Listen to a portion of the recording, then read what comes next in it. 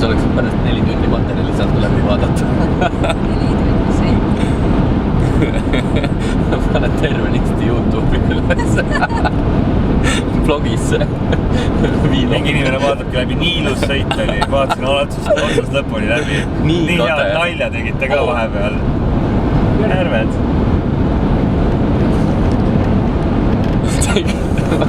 Mulle meeldis see, et te rääkisite 4 tunni jooksul.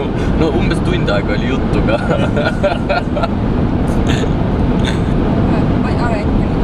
Ma arvan ka, jah. Memory sisse ja